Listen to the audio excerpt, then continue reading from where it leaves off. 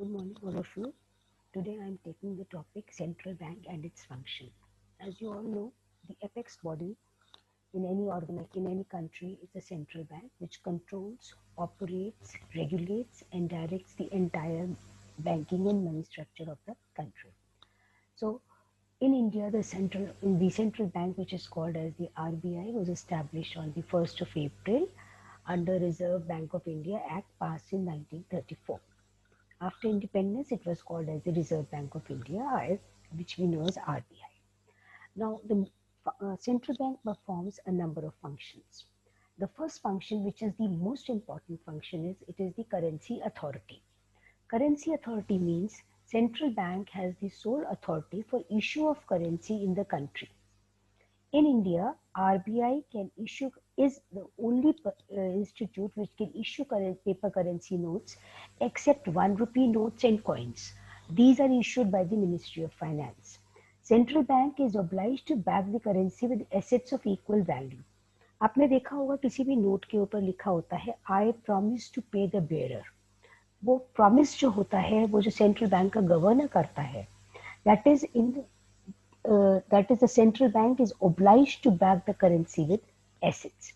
और किसके उससे होता है? These assets are usually consist of gold coins, gold bullions, foreign securities, etc. Now, what do you think are the advantages? Why only RBI is the authority who can issue the banks? First point is it leads to uniformity in note circulation. कितने note circulate हो रहे हैं economy में? At a time कितने note circulate हो रहे हैं economy में, ये पता चलता रहता है हमें. किससे पता चलता है? आरबीआई से, क्योंकि इसलिए इसके पास ही हमने जो है ये रिस्पॉन्सिबिलिटी दी हुई है of issuing of notes. Second, it is easier to control credit. जो अब आप इसके बाद नेक्स्ट टॉपिक जो आप करोगे सेंट्रल बैंक के फंक्शंस में आप करोगे कंट्रोल ऑफ क्रेडिट, उसमें मैं आपको एक्सप्लेन करूंगी ये पॉइंट कि ऐसा कैसे होता है कि जो कंट्रोल क्रेडिट करता है पूरी इकोनॉमी में कितना क्रेडिट है वो कंट्रोल कौन करता है? वो सेंट्रल बैंक करता है.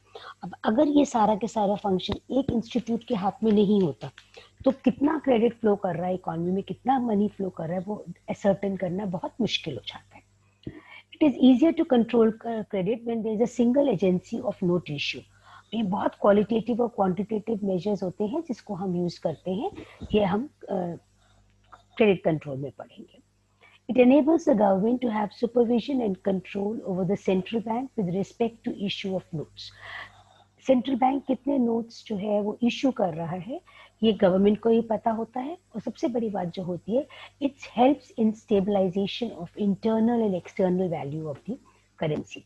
जो परचेजिंग पावर होती है नोट की वो जो है कंट्रोल में रहती है, कितना डोमेस्टिक मार्केट में भी और इंटरनेशनल मार्केट में भी. सेकेंड फंक्शन हम करते हैं banker to the government. The central bank provide acts as an agent and financial advisor to the central government and the state governments. As a banker, it carries out all banking business of the government. It maintains a current account for keeping the cash balances, accepts receipts and make payments for the government, carries out exchange, remittances and other banking operations. It also gives loans and advances to the government for temporary period. The government, this we will do in control credit. The government borrows money by selling treasury bills to the central government. Government के पास securities होती है, उन securities को वो जब वो cell करती है सेंट्रल बैंक को, उसके अगेंस्ट जो है सेंट्रल बैंक से वो जो है प्रिंट करवा लेती है note. As an agent, central bank also has the responsibility of managing the public debt. As a financial advisor, the central bank advises the government from time to time on economic and monetary measures. जो conditions होती हैं economic conditions, उस पे central bank जो है वो government को advice करता रहता है. The third function is the bankers bank and supervisor function. Now as you know in the economy we have a large number of banks. ये सारे बैंक्स का जो पूरा बैंकिंग सिस्टम जो है वो कंट्रोल में होता है सेंट्रल बैंक का.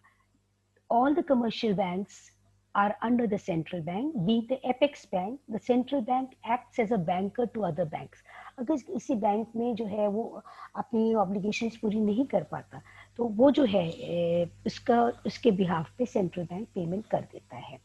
It bears the same relationship with commercial bank as the commercial bank maintains with the general public. As banker to the bank, the central bank performs three functions. One, it is custodian of cash reserve. Second, it is lender of last resort. And third is the clearing house function.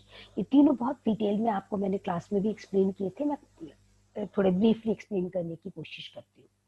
जो commercial banks जो हैं वो जो एक legal reserve ratio होता है LRR, वो central bank decide करता है. तो हर कमर्शियल बैंक को थोड़ा सा अपना कैश रिजर्व जो है, जिसको हम कैश रिजर्व रेशियो कहते हैं, वो जो है सेंट्रल बैंक के पास रखना पड़ता है, जिसको हम कहते हैं CRR. अब जब बैंक को, कमर्शियल बैंक को जरूरत पड़ती है, तो इसी CRR से ही वो जो है उसकी हेल्प कर देता है. Second function is lender of last resort. When the commercial banks they fail to meet their financial requirements from other sources, they approach the central bank, and the central bank gives loans and advances as lender of last resort. वो करता कहाँ से है? क्योंकि commercial banks ने approved securities और bills of exchange, जिसको हम हुंडीज कहते हैं, सेंट्रल बैंक के पास रखती है, तो उसको डिस्काउंट करके वो पेमेंट कर देता है. Then the last function is the clearing house function. आप अगर किसी बैंक में जाओ तो आप देखोगे 2 या 3 बजे तक आपके बैंकिंग ऑपरेशंस होते हैं. तो उसके बाद क्या सबकी छुट्टी हो जाती है? नहीं, वो होता है उनका क्लियरिंग हाउस फंक्शन. वहां पे वो क्या होता है, सारे रिकॉर्ड्स, अलग अलग बैंक्स के जो रिकॉर्ड्स हैं, सेंट्रल बैंक में हर बैंक का, I am not talking about the branches, I am talking about the bank, her bank का अपना अकाउंट होता है. As central bank holds the cash reserves of all the commercial banks, it becomes easier and convenient to act as their clearing house. वो सारे वहीं पे जो है उनके जो पेमेंट्स होती हैं वो वहाँ पे क्लियर हो जाती हैं. All commercial banks have their accounts with the central bank. Therefore, the central bank can easily settle claims of various commercial banks against each other by making debit and credit entries in their accounts. फिर इसके बाद जो है आपका next आ जाता है, next function उसका आता है, एग्जाम्पल दिया हुआ है. For example, a bank A receives a check of 10,000 drawn on bank B and bank B receives a check of rupees 15,000 on bank A. Both banks A and B have their accounts with the central bank. The checks of both the banks are cleared through their accounts with the central bank. This is how the central bank acts as a clearinghouse function. It avoids transfer of cash between the banks and reduces the amount of cash. Then you have as a supervisor. As a supervisor, the central bank regulates and controls the commercial bank. The regulation of banks may be related to their licensing, branch expansion, liquidity of assets, management, merging, winding up, etc. The control is exercised by periodic inspection of banks and returns filed by them. Audit वगैरह होते रहते हैं, पूरा control रहता है. अब last point आ गया आपका controller of money supply and credit, control credit. Reserve bank जो है, जो सेंट्रल बैंक है जो आपका, वो किस तरह से आपका क्रेडिट कंट्रोल करता है, उसमें सबसे इंपॉर्टेंट आपका जो पॉइंट आ जाता है वो है qualitative and quantitative measures. Quantitative measures में क्या होता है, क्वांटिटेटिव मेजर्स में क्वांटिटी ऑफ मनी सप्लाई जो फ्लो कर रही है उसको कंट्रोल करता है. उसके लिए वो क्या यूज करता है, बैंक रेट. बैंक रेट वो रेट होता है जो सेंट्रल बैंक कमर्शियल बैंक्स को लोन देता है लॉन्ग टर्म पे, लॉन्ग टर्म नीड्स के लिए. तो बैंक रेट को चेंज करके कितना वो बोरो कर रहा है कमर्शियल बैंक, उस पर असर बढ़ता है, क्योंकि कोई भी कमर्शियल बैंक तभी बोरो करेगा सेंट्रल बैंक से जब रेट ऑफ इंटरेस्ट उसको अपील करेगा. दूसरा होता है आपका रेपो रेट. रेपो रेट जब शॉर्ट टर्म लोन चाहिए होता है, शॉर्ट टर्म लोन के लिए जो है वो रेट, जो रेट होता है उसको हम कहते हैं रेपो रेट. अब central bank advances loans against approved securities और एलिजिबल बिल्स ऑफ एक्सचेंज. अगर रेपो रेट आपका बढ़ जाएगा तो cost of borrowing from the central bank बढ़ जाती है. It forces the commercial bank to increase their lending rates which discourages borrowers from taking loans. It reduces the ability of the commercial bank to create credit. और अगर हम repo rate decrease करेंगे तो उसका opposite effect हो जाएगा. फिर bank rate के बाद आता है आपके पास लीगल रिजर्व रेशियो LRR, जो मैंने आपको पहले बताया था. According to legal reserve ratio, commercial banks are obliged to maintain reserves. It is a very quick and direct method for controlling the credit creating power of commercial banks. ये जो legal reserve ratio होता है इसके दो components होते हैं, एक होता है कैश रिजर्व रेशियो और एक होता है statutory liquidity ratio. Cash reserve ratio is the minimum percentage of net demand and time liabilities to be kept by commercial banks with the central bank. इतना जो टोटल आपके पास बैंक डिपॉजिट्स होते हैं उसका एक परसेंटेज होता है, वो परसेंटेज LRR होता है, उसमें से जो है वो कैश जो है रखना पड़ता है सेंट्रल बैंक में. अगर CRR इंक्रीज कर दिया जाएगा तो ज्यादा रिजर्व चले जाएंगे सेंट्रल बैंक के पास और कमर्शियल बैंक के पास रिजर्व कम हो जाएंगे, तो उनकी जो क्रेडिट क्रिएशन पावर है वो कम हो जाएगी. दूसरा होता है स्टैट्यूटरी लिक्विडिटी रेशियो. ये वो कैश होता है जो बैंक्स को अपने पास हर टाइम रखना पड़ता है. This includes cash, gold etcetera. अगर decreases the supply of money during inflation, the central bank increases SLR, तो क्रेडिट क्रिएशन कैपेसिटी जो है वो कमर्शियल बैंक्स की कम हो जाती है. फिर आपका आता है ओपन मार्केट ऑपरेशन, जिसमें buying and selling of government securities होती है.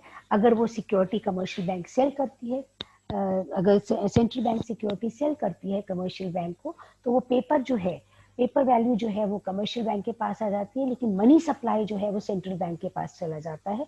तो सेल करके वो मनी सप्लाई को डिक्रीज कर देती है और बाय करके वो मनी सप्लाई को इंक्रीज कर देती है. फिर आपका आता है margin requirement ratio. Margin is a difference between the amount of loan and the market value of security offered by the borrower against the loan.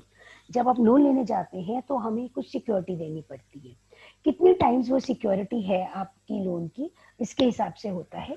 Suppose a person mortgages his house worth ₹1 crore with the bank for a loan of ₹80 lakhs. The margin requirement is 20 lakhs. अब अगर ये margin requirement जो है कम कर दिया, increase कर दिया जाता है तो बोरोइंग कैपेसिटी कम हो जाती है, और मार्जिन रिक्वायरमेंट डिक्रीज कर दिया जाता है तो लोग ज्यादा बोरो